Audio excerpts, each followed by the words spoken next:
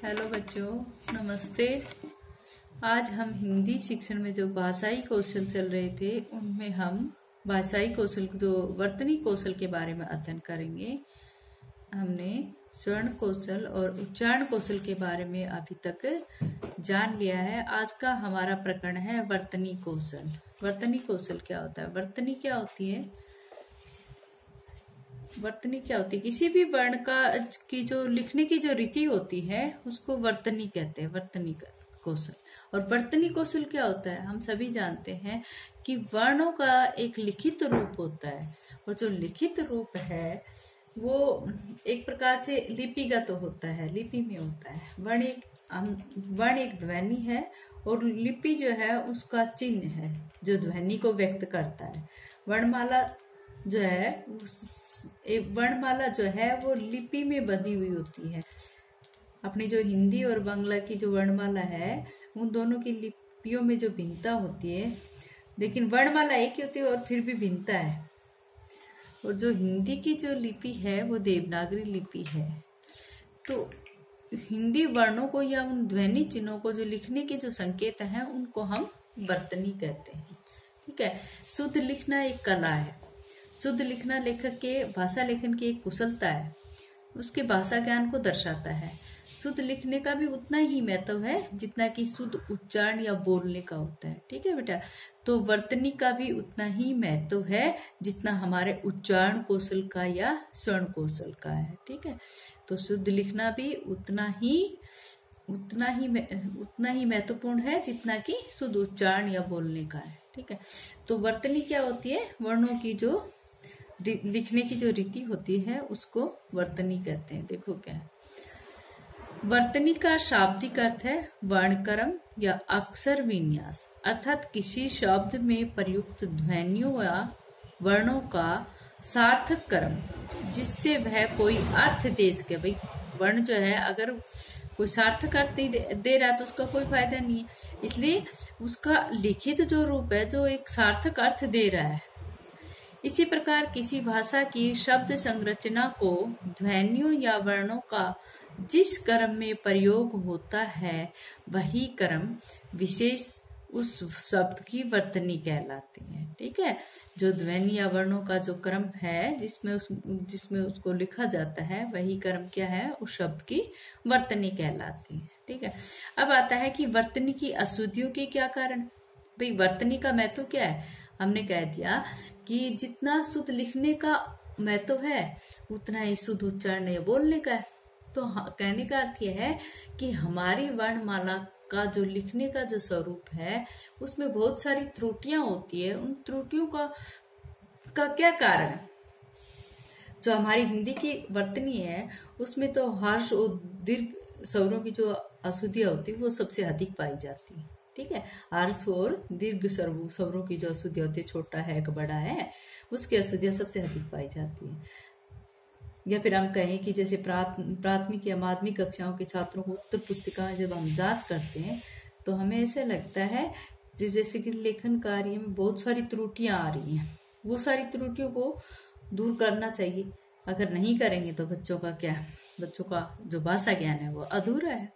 तो सबसे पहले हम पढ़ेंगे कि वर्तनी की अशुद्धियों के क्या कारण है। भी बच्चा गलती तो कर लेकिन उनकी क्या कारण है? सबसे पहला कारण है इसमें व्यक्तिगत कारण। व्यक्तिगत कारण क्या होता है बेटा? व्यक्तिगत कारण शारीरिक हो या मानसिक हो, दो प्रकार से होता है। अगर किसी बालक के अंतर्गत व्यक्तिगत कारण के कारण अगर कोई बालक मानसिक रूप से मंदबुद्धि होगा तो वो अशुद्धियां करेगा। दूसरा, शारीरिक कारणों में अगर उसको सुनने में या बोलने में अपने शरीर के किसी अवयव में किसी प्रकार की कमी है तो बच्चा सुनने में या बोलने में क्या है उसके अंदर कमी पाई जाएगी। वो उसको समझ नहीं पाएगा या फिर सही सुन नहीं पाएगा या तो सही बोल नहीं पाएगा। कोई न कोई दिक्कत तो उसमें पाई जाएगी।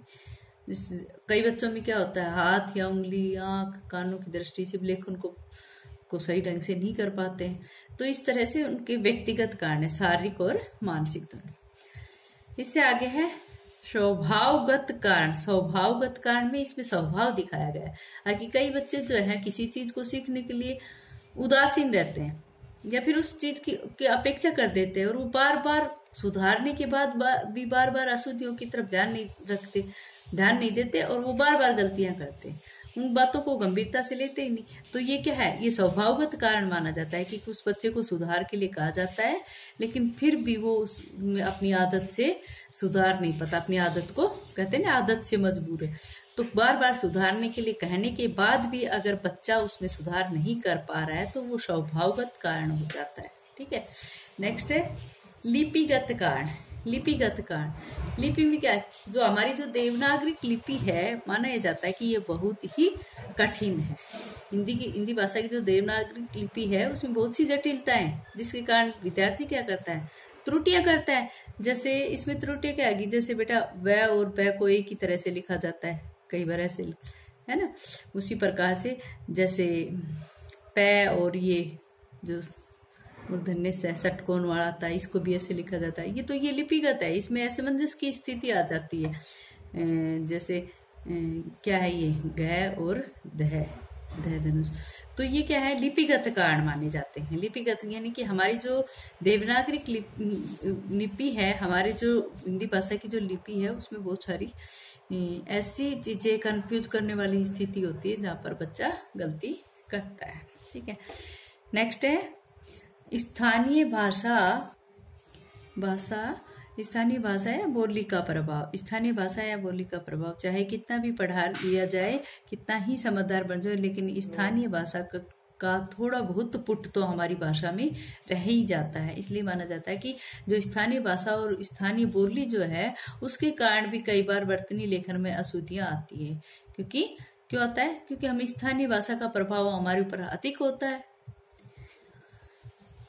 क्योंकि देवनागरी माना भी जाता है कि देवनागरी लिपि की जो विशेषता है उसमें यह है कि जो बोला जाता है वही लिखा जाता है। इसलिए यहाँ पर शुद्ध कौन सा होगा, जो बोला जाता है उसको उसी रूप में लिखा जाए। लेकिन यहाँ पर स्थानीय भाषा का पुट अगर आ जाता है तो वहां पर लिखने में और बोलने में अंतर आ जाता है। इसलिए स्थानीय भाषा या बोली का प्रभाव वहां पर वर्तनी के अशुद्धि का कारण माना गया। आगे है व्याकरणिक कारण। व्याकरणिक कारण क्या है, अगर बालक को पूरा व्याकरण का पूरा ज्ञान नहीं होगा, जैसे संधि, लिंग, वचन, कारक आदि से संबंधित बच्चा अनेक त्रुटियां कर रहा है, अनेक अशुद्धियां कर रहा है, तो वहां पर व्याकरणिक कारण की वजह से भी बच्चा लिपि के यानी कि वर्तनी के अंदर गलतियां कर रहा है। इसलिए व्याकरणिक कारण के अंदर बच्चे को पूरा व्याकरण का सही समुचित ज्ञान न होना, जिसमें उसको लिंग, वचन, कारक जो भी जिसका प्रयोग करना है, किसको कैसे चेंज करना है, उन सब चीजों का ज्ञान नहीं होता, तो ये व्याकरणिक कारण के अंतर्गत आएगा। आगे है शैक्षिक कारण। शैक्षिक कारण, ये शैक्षिक कारण भी वर्तनी अशुद्धि का एक कारण माना जाता है। जैसे लिपि का अधूरा ज्ञान, अभ्यास की कमी होना, लेखन सामग्री का अच्छा न होना, लेखन सिखाने की दोषपूर्ण विधि हो, या फिर अध्यापकों की जो त्रुटियां हैं, या अध्यापक इसको सिखाने के लिए उदासीन है, तो ये सब सारे क्या है, शैक्षिक कारण आते हैं। ये शैक्षिक कारण जो है ये भी वर्तनी अशुद्धि के कारण माने जाते हैं। आगे है प्रशासनिक उदासीनता। प्रशासनिक उदासीनता, इसमें क्या आएगा बेटा,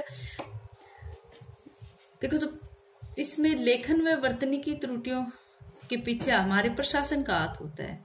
जैसे बहुत से शब्द ऐसे हैं जिनको मानक निर्धारण नहीं किया गया है, या फिर मानक निर्धारण करने में कठिनाई है। जैसे क्या है, कई बार वापस बोल देते हैं और कई बार क्या बोलते हैं, वापिस। ठीक है, तो इस तरह के जो इनके ऊपर ये हमारी लिपि के अंदर बहुत सी ऐसी बातें आती है। जैसे बहन है, बहन को बहन भी बोलते हैं या फिर बहिन बोलते हैं। तो इस तरह की जो ये प्रशासनिक उदासीनता के कारण हमारे कई शब्दों के दो रूप होते हैं और उनको सुधारने के पीछे कोई भी विशेष कदम नहीं उठाया जाता है, जिसके कारण ये माना जाता है कि उसके प्रति प्रशासन हमारा उदासीन। ठीक है बेटा, आगे है अशुद्धियों के निराकरण के उपाय। अब जितनी सारी गलतियां थी उन सबको सुधारने के भी हमारे पास कुछ उपाय भी दिए गए हैं। सबसे पहले क्या है, स्वयं संशोधन विधि। नेक्स्ट कि इसके अंदर हम स्वयं संशोधन विधि करके हम हम अपनी लिपि को, अपनी वर्तनी को सुधार सकते हैं। इसके अंदर हम जैसे शब्दकोश का प्रयोग करेंगे, या शुद्ध शब्द सूची देखेंगे, या शुद्धियों को स्वयं निरीक्षण करेंगे। दूसरा है शुद्ध उच्चारण का अभ्यास। अगर हम ऐसी गलती करते हैं तो हमें शुद्ध उच्चारण का अभ्यास करना चाहिए। आगे है सुलेख के अभ्यास के द्वारा जिन जिन चीजों में हम गलतियां कर रही हैं वहां पर बार बार अगर हम सुलेख लिखेंगे तो उनमें उन त्रुटियों में परिमार्जन होगा, उन त्रुटियों को अपने आप वो पीछे छूट जाएंगे। ठीक है। नेक्स्ट है शारीरिक दोषों का उपचार। जो शारीरिक दोष है भाई, हाथ, उंगली, पैर में जो भी दिक्कत आती है, जिनमें वर्तनी को लिखने में हमसे सही नहीं लिखा जा रहा, तो उनको तो दूर करना चाहिए। शिक्षक द्वारा संशोधन, कई बार अध्यापक भी इनमें अहम भूमिका निभाता है और वो बार बार बच्चों को या तो सुलेख कराता है या बार बार उच्चारण शुद्ध करवाता है, तो अध्यापक का भी ध्यान होना चाहिए। व्याकरण के नियमों का ज्ञान करा के, व्याकरण के नियमों के अनुसार किस तरह से बहुवचन बनाने का नियम क्या है, क्रिया संबंधी नियम क्या है, कारकों की जानकारी क्या है, या फिर जैसे रे का प्रयोग कई तरह से होता है, इस तरह की जानकारी जो है वो हमें व्याकरणिक नियमों के अनुसार होनी चाहिए ताकि अशुद्धियां कम हो।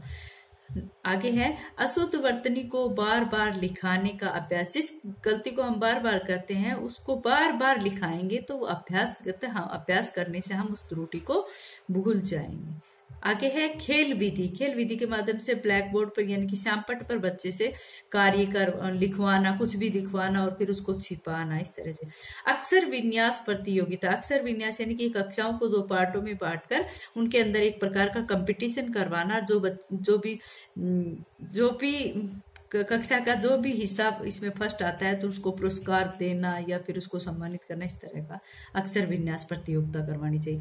आगे है अक्षर विन्यास अभ्यास। अक्षर विन्यास जैसे शब्दों को बार बार लिखवाना, लिखते समय शब्दों के रूप को भी ध्यान रखना, मन ही मन में उच्चारण करना, श्रुत लेख के माध्यम से वाचन के साथ उसका संबंध स्थापित करना। ये थे अपनी वर्तनी के अशुद्धियों का निराकरण के उपाय। ठीक है बेटा, आज